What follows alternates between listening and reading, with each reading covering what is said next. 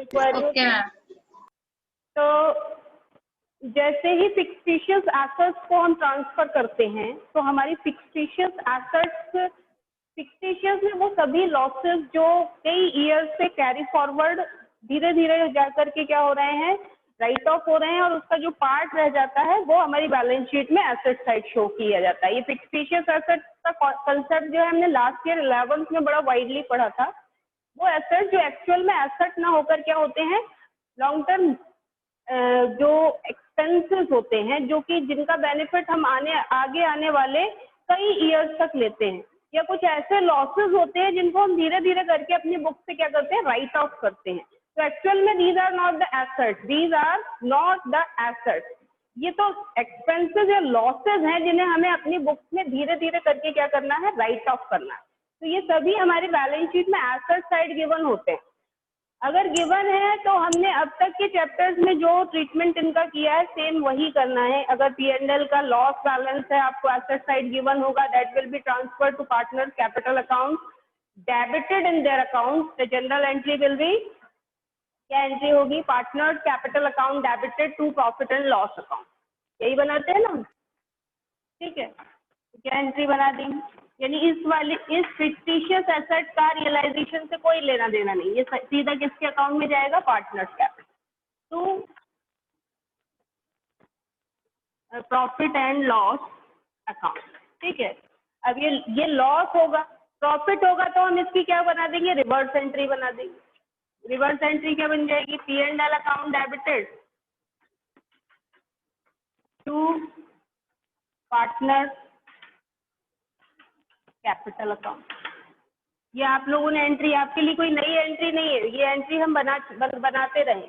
ऐसे ही advertisement, deferred advertisement expenses, P&L suspense account, ये सभी हमारे अकाउंट्स में कहाँ जाएंगे, हमारे रियलाइजेशन अकाउंट से इनका कोई रिलेशन नहीं है। ये सभी लॉसेस डायरेक्टली कहाँ ट्रांसफर किए जाएंगे, पार्टनर्स के कैपिटल अकाउंट में, ये ध्यान रखिएगा। अब पार्टनर्स के कैपिटल अकाउंट में ट्रांसफर होते ही ये अकाउंट भी क्या हो जाएंगे, हमारे क्लोज हो जाएंगे। अगर किसी पार्टनर ने फर्म को अलग से, apart from his capital, he is going to give any amount of loan to the firm, that is second party liability for the firm. Firm के लिए वो कैसी लाइबिलिटी है, सेकेंड पार्टी लाइबिलिटी। मीन्स सभी outsiders को payment करने के बाद जो अमाउंट रहेगा उसमें से हम किसका पेमेंट करेंगे। अगर कोई पार्टनर फर्म को लोन देता है अपनी कैपिटल से अलग, तो पहली लाइबिलिटी आउटसाइडर्स को देने के बाद नेक्स्ट जो लाइबिलिटी है वो क्या है, उस पार्टनर के लोन को पे करना। फॉर एग्जाम्पल ABC 3 पार्टनर और ए ने फर्म को 1 लाख रुपीज का लोन दे रखा है, तो उस लोन का अमाउंट भी फर्म डिसॉल्व होते टाइम टोटली पे करेगी। और मैंने पहले भी आपको बताया था कि second party liabilities are not transfer to realization account, only third party liability. एक क्वेश्चन भी बनता है, which kind of liabilities are transfer to realization account. इसका आंसर है ओनली थर्ड पार्टी लाइबिलिटी और outside liabilities are transfer to realization account. Second party और first party liabilities को आप रियलाइजेशन अकाउंट में ट्रांसफर नहीं करते। तो सेकेंड पार्टी की कैटेगरी में कौन सी लाइबिलिटी आती है, पार्टनर्स का लोन, जिसका हम डायरेक्टली पेमेंट उनके लोन अकाउंट में करते हैं।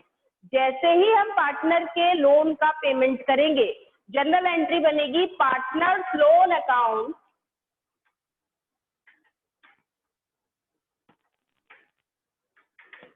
डेबिटेड टू बैंक और कैश अकाउंट। तो नॉर्मली बैंक अकाउंट ही लिखते हैं हम, बीइंग पार्टनर्स लोन पेड।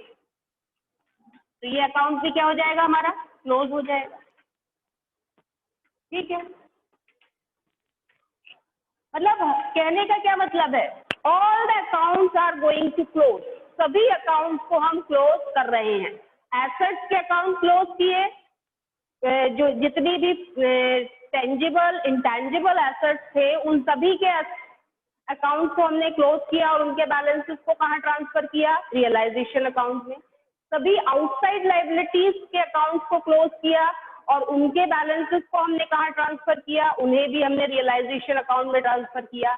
उसके बाद फिक्टिशियस एसेट्स के अकाउंट क्लोज किए, या P&L का जो लॉस या प्रॉफिट था वो अकाउंट क्लोज किए और उन्हें हमने डायरेक्टली कहाँ ट्रांसफर कर दिया, पार्टनर्स कैपिटल अकाउंट में।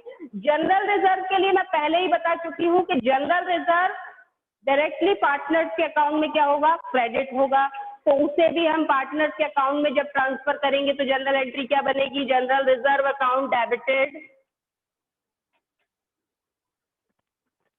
ये कोई एंट्री नहीं है आपके लिए, फिर भी एक बार मैं लिख दे रही हूँ, टू पार्टनर्स कैपिटल अकाउंट। ठीक है, ये सारे अकाउंट हमारे क्लोज होते चले जाते। अब हमारे पार्टनर्स के कैपिटल अकाउंट भी क्लोज होंगे, क्योंकि ये प्रोसीजर क्या है, क्लोजिंग का प्रोसेस। तो पार्टनर्स के कैपिटल अकाउंट में उनके बैलेंसेस जब ब्रॉड फॉरवर्ड होंगे तो ड्यूरिंग द ईयर रियलाइजेशन, इस ईयर में हमारी फर्म क्लोज हो रही है तो रियलाइजेशन का जो प्रॉफिट और लॉस होगा वो पार्टनर्स के अकाउंट में ट्रांसफर होगा। अगर प्रॉफिट होगा तो जनरल एंट्री बनेगी realization account debited to partners capital account, और अगर लॉस होगा तो यही एंट्री क्या हो जाएगी, रिवर्स हो जाएगी। इसके अलावा कोई पार्टनर अगर एसेट लेता है तो वो पार्टनर के अकाउंट में डेबिट में जाएगी। जनरल एंट्री पहले ही मैं बता चुकी हूँ क्या एंट्री बनती है, अगर कोई पार्टनर फर्म के डिसोल्यूशन के टाइम पर कोई एसेट टेकन ओवर करता है, what will be the journal entry, बताई थी ना मैंने, क्या होती है इसकी एंट्री, कोई एक स्टूडेंट बता सकता है? Partners capital account debited to realization account. Very good, partners capital account debited to realization account. लेकिन अगर कोई पार्टनर लाइबिलिटी पे ऑफ करने के लिए बोलेगा तो जनरल एंट्री क्या होगी, उस कंडीशन में जनरल एंट्री होगी पार्टनर कैपिटल अकाउंट, यहाँ पर डेबिट नहीं, अब क्या होगा, क्रेडिट होगा, और क्या है, credit. Realisation account debited to partners capital. यदि settlement of asset and liability होने के बाद एंड ऑफ द अकाउंट आप हमेशा क्या निकालते आए अभी तक, बैलेंस। पार्टनर्स की कैपिटल अकाउंट का अभी तक क्या निकालते आओ, बैलेंस। लेकिन यहाँ बैलेंस नहीं निकलेगा, यहाँ पर बैलेंस, किसी भी अकाउंट का बैलेंस सीधे नहीं रहेगा, ये ध्यान रखना।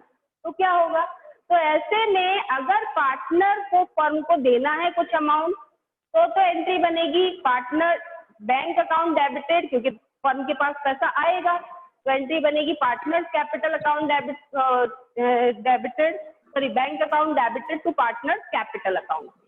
ये कब होगा, जब फर्म की लाइबिलिटीज को देने के लिए फर्म की एसेट कम पड़ जाए, मींस पार्टनर को अपने पास से पैसा लाकर फर्म को देना पड़े, तब ये एंट्री बनती है। और अगर फर्म पार्टनर को पे कर रही है, सब कुछ देने के बाद हमारे पास इतना अमाउंट है कि हम पार्टनर को अमाउंट पे कर सकते हैं, तो ऐसी कंडीशन में हम एंट्री क्या बनाएंगे, उस कंडीशन में हम एंट्री बनाएंगे पार्टनर्स कैपिटल अकाउंट में वो अमाउंट जाएगा तो फर्म को पेमेंट करना पड़ेगा, तो एंट्री बनेगी partners capital account debited to cash और बैंक अकाउंट। यानी बैंक अकाउंट को हम क्रेडिट कर रहे हैं, फर्म का अमाउंट जा रहा है, या फर्म के पॉइंट ऑफ व्यू से हमेशा अकाउंट बनते हैं, ध्यान रखिएगा ये चीज हमें भूलनी नहीं। तो फर्म का पैसा जा रहा है तो कैश और बैंक अकाउंट क्या होगा, क्रेडिट होगा, और पार्टनर्स के कैपिटल अकाउंट क्या होंगे, डेबिट।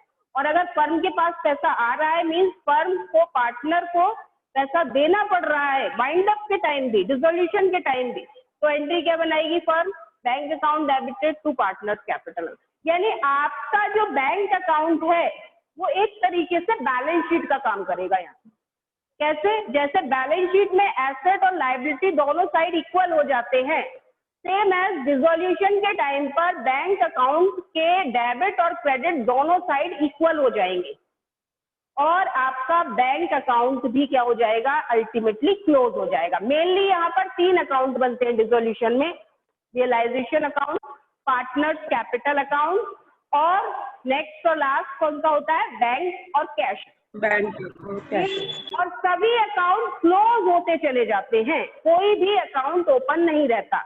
हाँ, कभी कभी हमें पार्टनर का लोन अकाउंट भी बनाना होता है, वो 4th अकाउंट होता है, वो उस कंडीशन में बनेगा अगर किसी पार्टनर ने फर्म को लोन दिया है, अदरवाइज आप हर एक क्वेश्चन में उसे बनाएं, ये जरूरी नहीं।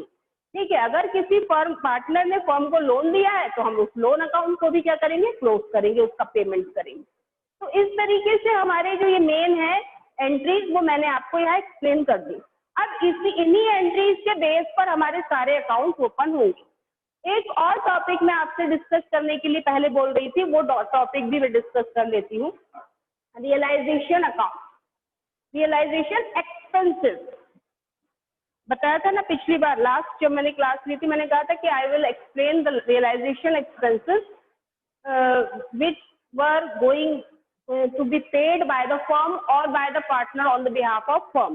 कई बार जब डिसोल्यूशन का प्रोसेस होता है तो एसेट्स और लाइबिलिटीज को क्या किया जाता है, एसेट्स को सेल किया जाता है और लाइबिलिटीज को पे ऑफ किया जाता है। जब एसेट्स को सेल करते हैं तो हमें ब्रोकर्स के थ्रू ये काम करना होता है, तो हमें कई बार उनको एक्सपेंसेस पे करने होते हैं, उनका कमीशन वगैरह पे करना होता है। तो वो सभी एक्सपेंसेस जो रियलाइजेशन के प्रोसेस में होते हैं, यानी फर्म के बाइंड अप होने के प्रोसेस में जो भी एक्सपेंसेस फर्म करती है, all those expenses are known as realization expenses. उन सभी एक्सपेंसेस को हम किस नाम से जानते हैं? रियलाइजेशन एक्सपेंसेस के नाम से, डिसोल्यूशन एक्सपेंसेस के नाम से, या बाइंड अप एक्सपेंसेस के नाम से भी हम उन्हें जानते हैं। एक ही चीज है वो कि हमने जब भी कोई एसेट बेची और मान लीजिए उसके सेल करते टाइम हमें कोई कमीशन देना पड़ा, तो वो सारे कैसे हैं? एक्सपेंसेस हैं, रियलाइजेशन के एक्सपेंस। अब मेनली इन एक्सपेंसेस को पे ऑफ करने की रिस्पॉन्सिबिलिटी किसकी है, जरा बताइए मुझे। Who will going to pay off these expenses? Very good. ये जो एक्सपेंसेस हैं इनका पेमेंट करने की रिस्पॉन्सिबिलिटी किसकी है? फर्म की। तो फर्म अगर किसी एक्सपेंस को कर रही है, फर्म इज गोइंग टू पे रियलाइजेशन एक्सपेंसेस, क्या एंट्री बनाएगी फर्म, जरा बताएं।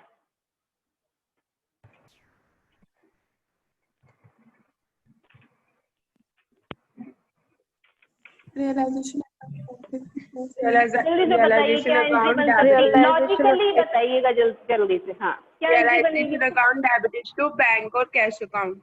Very good. ये आपने किस लॉजिक के बेस पर बताया? ये बताया कि मैंने आपको स्टार्टिंग में ही बता दिया था कि हम नया कोई अकाउंट ओपन नहीं करेंगे, ठीक है? Yes. जो भी पेमेंट होंगे वो किस अकाउंट के थ्रू होंगे? रियलाइजेशन अकाउंट के थ्रू होंगे। तो अगर नॉर्मली अगर हम पूछें कि रियलाइजेशन एक्सपेंसेस पेड, तो जनरली एंट्री क्या बनती है? जनरल एंट्री नॉर्मल अगर फॉर्म रनिंग है तो हम एंट्री क्या बना देंगे? Realization dissolution expenses account debited to bank. ये माइंड में आती है एंट्री, लेकिन नहीं, अभी फर्म क्या हो रही है? क्लोज हो रही है। तो we are not going to open any account, any new account, कोई भी नया अकाउंट नहीं बना रहे हैं। सीधे हम इसका सेटलमेंट किस अकाउंट के थ्रू कर देंगे? रियलाइजेशन अकाउंट के थ्रू। जनरल एंट्री क्या बनाएंगे?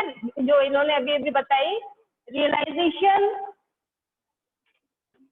अकाउंट डेबिटेड टू कैश और बैंक। नरेशन में आप जरूर खोलेंगे उसे, बीइंग क्या पे किया हमने? बीइंग रियलाइजेशन एक्सपेंसेस पे। अब क्या होता है, जब हम लाइबिलिटीज जैसे bills payable, creditors, bank loan, इनका पेमेंट करते हैं, उस टाइम भी हम सेम ही एंट्री बनाते हैं। एंट्री में तो कोई चेंज होता नहीं, यही एंट्री बनती है ना। बैंक लोन पे करेंगे तब भी यही एंट्री बनाएंगे, क्रेडिटर्स का पेमेंट करेंगे सेम एज एंट्री रिपीट होगी, बिल्स पेबल का पेमेंट होगा तब भी यही, मतलब जो भी आउटसाइड लाइबिलिटी आप पे करोगे, you have to make this entry only. But narration में आप खोलेंगे, नरेशन में आप बताएंगे what is you are going to pay, आप क्या पेमेंट कर रहे हैं। तो अभी हम क्या पेमेंट कर रहे हैं? रियलाइजेशन एक्सपेंस, ठीक। अगर यही रियलाइजेशन एक्सपेंसेस पार्टनर पे कर दे फर्म के बिहाफ पर, पार्टनर ये कहे कि मैं पे कर रहा हूं, आई एम गोइंग टू पे द एक्सपेंसेस ऑफ रियलाइजेशन, तो क्या एंट्री बनेगी? Realization account debited to partner's capital account. Realization account debited to partners capital account. Very good. क्या एंट्री बनाएंगे? Realization account debited to partners capital account. इसकी narration क्या देंगे? Being realization expenses paid by partner, उसका नाम आ जाएगा, मान लीजिए ए बी सी में से कोई पे कर रहा है, तो जो भी पे कर रहा है तो to A is capital account by the partner on behalf of the firm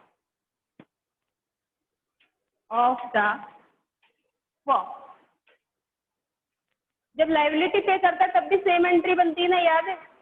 जब कोई पार्टनर फर्म के बिहाफ पर फर्म की कोई लाइबिलिटी पे ऑफ करता है उस टाइम भी तो आप यही एंट्री बनाते हैं।